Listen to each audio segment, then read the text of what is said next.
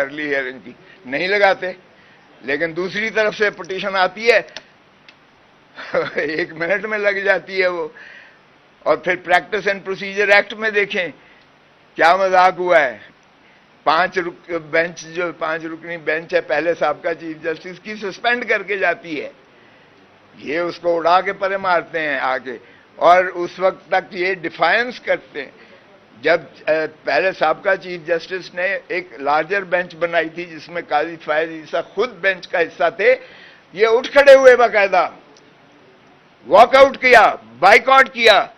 کبھی جج bike out کر سکتا ہے، واک آؤٹ کر سکتا ہے؟ اس سے بڑی مس کانڈکٹ کیا ہو سکتی ہے؟ لیکن کیا جناب. اور اب جو ہے ماشاءاللہ اب وہ یہ سمجھتے ہیں.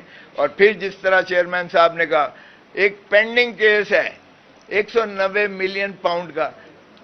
پتہ ہے قاضی صاحب کو اس کیس کا؟ پتہ ہے؟ وہ 190 ملین پاؤنڈ ملک ریاض کا پیسہ تھا جو ریئل اسٹیٹ ٹائکون ہے. وہ اپنے ذاتی کاروبار کے لیے لے کر گیا تھا باہر. اس نے وہاں حسن نواز کی 1 ہائیڈ پارک پیلس 50 ارب روپے میں خرید کی.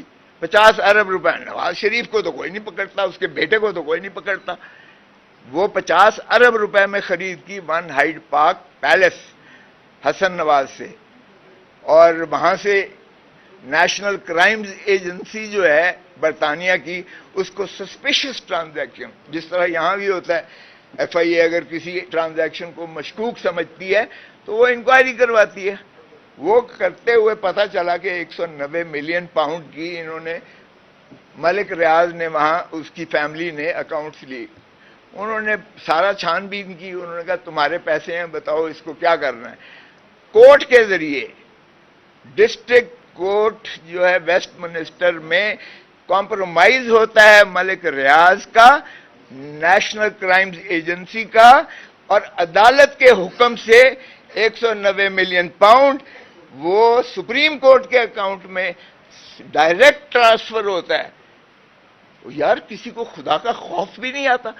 عمران خان کو کہتے ہو ایک ڈھیلا اس میں سے ادھر ادھر نہیں ہوا. اور عدالت کے ذریعے، یہ کوئی پاکستانی عدالت نہیں ہے اور نہ یہ پاکستانی کرائم ایجنسی ہے، ہماری نیب، ہماری ایف آئی اے نہیں ہے. وہ بھیجتے ہیں. یہ پریڈیکیٹڈ آفینس بھی نہیں بنتا تھا. پریڈیکیٹڈ آفینس وہ ہوتا ہے جو کرائم پروسیڈ سے پیسہ گیا ہو.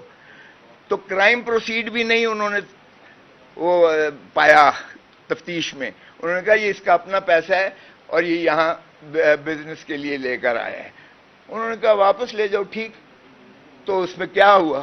اور باقی رہا یہ القادر، جس طرح انہوں نے کہہ دیا ہے ٹرسٹ یونیورسٹی ہے، وہ آج بھی وہاں موجود ہے اور ٹرسٹ کے نام ہے ہر چیز. وہ بھی خان صاحب یا بشرا بی بی کے نام، کچھ بھی ایک ڈھیلا نہیں آیا.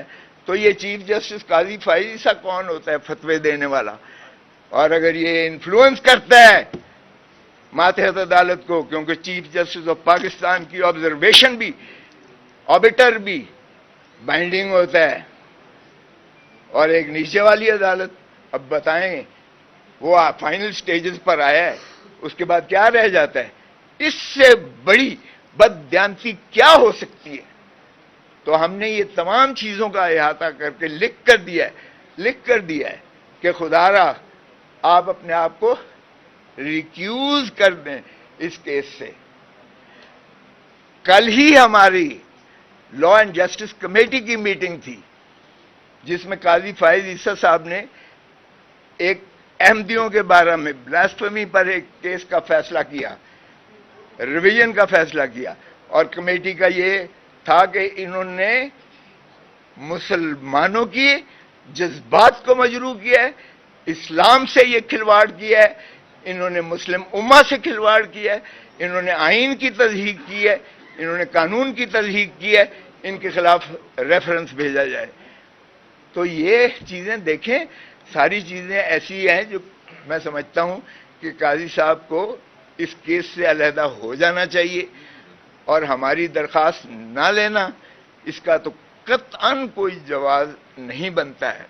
سو ہم آپ کے توسط سے بھی قوم کو بتا دینا چاہتے ہیں ہمارا کوئی ذاتی پرخاش نہیں ہے، ہم انصاف کے متلاشی ہیں، ہماری پارٹی کا نام بھی تحریک انصاف ہے، اور ہم انصاف پر مر مٹنے والے لوگ ہیں۔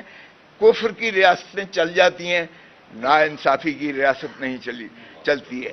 آپ کے سامنے ہیں تو یہ سپریم کورٹ کے مسلم اصول ہے کہ کبھی آبزرویشن نہیں دی جائے گی، لیکن دیے ہوئی آبزرویشن بھی جب آپ میرٹ پہ کر لیں اور کیس پینڈنگ ہے اور وہ بھی لوور کورٹ کے سامنے پینڈنگ ہے، تو اس سے آپ کا حصول انصاف اور وہ بھی فیئر ٹرائل آلریڈی ہمیں نہیں مل رہا، اس سے یہ آلموسٹ ناممکن ہو گیا۔ ان سرکمسٹانسز میں ہم پہلے بھی ایک واضح کر چکے ہیں کہ چیف جسٹس صاحب کے بارے میں ایون 5 ممبر بینچ نے بھی یہ کہا تھا کہ آپ کیس نہیں سن سکتے خان صاحب کی، اور ہم یہ کہہ رہے ہیں کہ وہ 5 ممبر ججمنٹ ہے سپریم کورٹ کی، اس کے خلاف کوئی اپیل ریویو فائل نہیں ہوا، وہ فائنل ہے اس کے تناظر میں بھی۔ لیکن باقی بھی کیسز آپ دیکھیں، چاہے وہ الیکشن کے تھے، چاہے وہ سمبل کے تھے، چاہے وہ ہماری ریکاؤنٹنگ کے ہیں، اتنی بڑی آبزرویشن کے بعد ہم نے یہ مطالبہ کیا ہے قاضی صاحب سے کہ یہ سپریم کورٹ کے 1960 سے چلا ہوا قانون ہے کہ کوئی بھی جج جس کے بارے میں ایک لیٹیگن یہ کہہ دے کہ مجھے آپ سے انصاف کی توقع نہیں ہے،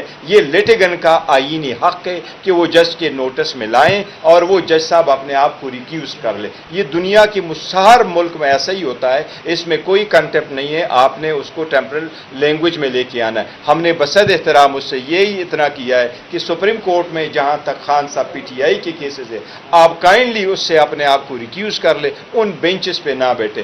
جو اپلیکیشن کی بات کی ہے، اپلیکیشن ایک خان صاحب نے ایک لیٹر لکھا، خان صاحب نے یہ لیٹر کمیٹی کو لکھا، جو کمیٹی بینچز کنسٹیٹیوٹ کر رہی ہے، وہ جو کمیٹی نے لیٹر لے کے گیا انتظار پنجوتا صاحب، انہوں نے انٹرٹین نہیں کی، پھر انہوں نے کوریئر کروایا خان صاحب کا دستخط شدہ کہ آپ کوریئر دے دے، کوریئر کا واپس جواب آیا کو جو دستخطی جس کے نام سنڈی ہے وہ لینے سے انکاری ہے، وہ بھی واپس آیا۔ تو اس لیے ہماری درخواست ہے کہ سپریم کورٹ سب کے لیے ہے، سپریم کورٹ میں سارے لوگوں کو انصاف ملنا چاہیے۔